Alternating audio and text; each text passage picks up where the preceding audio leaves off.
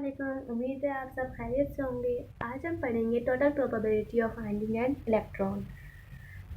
कैसे हम फाइंड करते हैं टोटल प्रोबेबिलिटी ऑफ इलेक्ट्रॉन, तो वो आज हमने पढ़ना है। इसमें हम लोग क्या करते हैं कि जो हमारे पास साई है, यहाँ पे हमने साई की वैल्यू याद रखनी है। साई की वैल्यू हमारे पास किसके इक्वल है, क्योंकि हमने पहले भी देखा था, तो तब हमारे पास जो साई था वो हमारे पास, जब हमने इसको हम लोग स्टडी करते हैं क्योंकि हमने कन्फाइनमेंट फाइंड करें और हम टोटल के फाइंड कर रहे हैं, तो हमने देखा था कि हमारे पास क्या था कि अगर मैं पिछले वाले को लेकर चलूँ, वैसे तो मैंने आपको बताया था कि ए साइन के एक्स भी होता है, बी कॉस के एक्स भी होता है। ठीक है, इन दोनों में से कोई एक भी ले सकते हैं, दोनों भी ले सकते हैं। यहाँ पे हम लोग एक ले रहे हैं, ठीक है, ये ले रहे हैं सिर्फ, और उसका स्केयर ले रहे हैं। लेकिन अगर हम लोग दूसरी तरह भी देखें तो हमने क्या कहा था कि इस b की वैल्यू हमारे पास क्या आ गई थी, 0 आ गई थी, तो ये तो हो गया था ख़त्म ऑलरेडी। तब भी हम लोग इसी को ही सिर्फ कंसिडर करेंगे। और k की वैल्यू हमने फाइंड की थी, k की वैल्यू हमारे पास क्या आई थी, n π/l, तो बस वो पुट किया और स्केयर लिया इसका।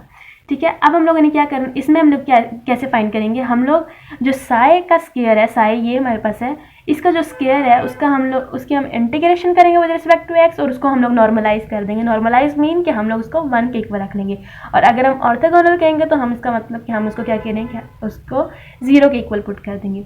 अब जब हम लोग साई की वैल्यू पुट करेंगे इसके अंदर, तो हमारे पास क्या आएगा, 0 से l, क्योंकि a तो कांस्टेंट है तो वो बाहर आ जाएगा, a स्केयर, और ये साइन स्केयर n पाई l x, ये आ गया हमारे पास।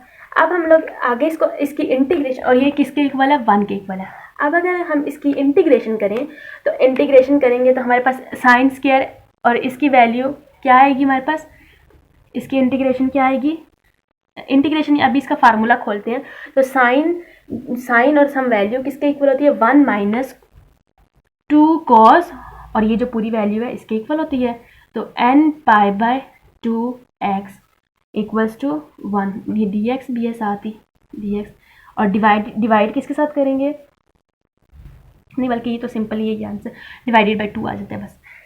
अब नेक्स्ट हमने क्या करना है कि ये भी कांस्टेंट आ गया, तो इसको भी हम बाहर ले जाते हैं। तो हमारे पास क्या आ जाएगा, a स्केयर डिवाइडेड बाई 2, और इंटीग्रेशन किसके ऊपर होगी, इसके ऊपर होगी, माइनस कॉस n π/2x और dx इक्वल्स टू 1 आ गया।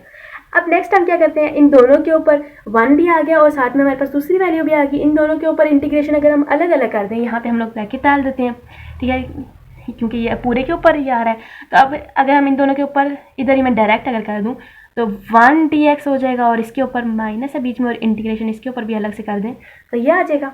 अब इसके ऊपर अगर हम इंटीग्रेशन करेंगे तो ये हमारे पास क्या आ जाएगा, 1 है, तो 1 की इंटीग्रेशन क्या होगी, x हो जाएगी, ये तो एस आ जाएगा a स्केयर बाई 2, और इसकी अगर हम करेंगे तो हमारे पास क्या आ जाएगी, x, और 0 से l माइनस, और इसकी अगर पूरे की हम इंटीग्रेशन करेंगे तो हमारे पास क्या आ जाएगा, sine 2 pi n lambda divided by l, और साथ में ये पूरा डिवाइड किसके साथ हो जाएगा, इसी कोफिशिएंट के साथ हो जाएगा, तो 2 pi n lambda divided by 2 आ जाएगा, और ये किसके इक्वल हो जाएगा, 1 के इक्वल हो जाएगा। अब नेक्स्ट हम लोग क्या करेंगे कि इसको आगे फर्दर सॉल्व करते हैं। तो जब हम आगे चलेंगे तो क्या होगा, a स्केयर डिवाइडेड बाई 2 हो जाएगा, और ये हमारे पास इसकी 0 से l तक हम इंटीग्रेशन करेंगे तो हमारे पास क्या आ जाएगा, l आ जाएगा सिंपली। या फिर अभी हम डायरेक्ट इसको थोड़ा सा और इजी करके लिखते हैं ना, फिर हम आगे करते हैं, 0 बाई l और माइनस साइन, और इसको अगर मैं लिखूँ 2 pi n lambda divided by 2 multiply by, ये इधर डिवाइड हो रहा है ऊपर जाके मल्टीप्लाई हो जाएगा, 2n pi n lambda is equals to 1 कह देंगे अगर हम इसको, ठीक है, और इसकी भी इंटीग्रेशन 0 से l तक हो जाएगी। तो a इसके लिए तो एक किस्म का 0 ही हो जाएगा, सारा का सारा कैंसिल होके, तो इसके अंदर अगर पुट करेंगे 0 पे 0 और l पे l आ जाएगा, तो ये हमारे पास क्या आ जाएगा, l स्केयर इक्वल्स टू 1। तो हमने क्योंकि a स्केयर फाइंड करना है तो a square is equals to 2 by l square आ जाएगा, सॉरी l आ जाएगा, सिंपल था l।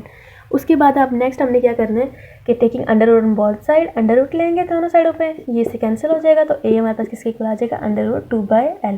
तो इधर हम लोगों के पास a की वैल्यू क्या आ जाएगी, a की वैल्यू आ जाएगी अंडर रूट 2 बाई l, ठीक है। तो ये हमारे पास आगे साई की value 2 by l sine square और n बाई x l।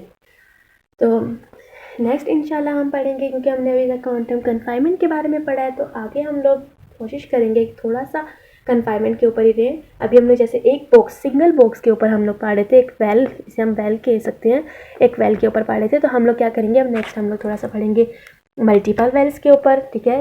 एक से ज़्यादा वेल्स हम लोग लगाएंगे जो कि एक सिमिलर साइज़ के होंगे। फिर हम लोग सुपरलेटिव्स के ऊपर थोड़ा सा पढ़ेंगे कि सुपरलेटिव्स क्या होता है, जिसमें हमारे पास ये जो होता है ये हमारे पास वेल होता है और ये हमारे पास क्या होता है, बैरियर होता है। लेकिन आगे हम फर्दर स्टडी करेंगे, फिर हम लोग जानेंगे कि इसके अंदर क्या और कैसे है। तब तक के लिए अल्लाह हाफिज़। अगर आपको कोई चीज़ ना समझ आई हो तो कमेंट में मुझसे पूछ सकते हैं आप, और बाय बाय।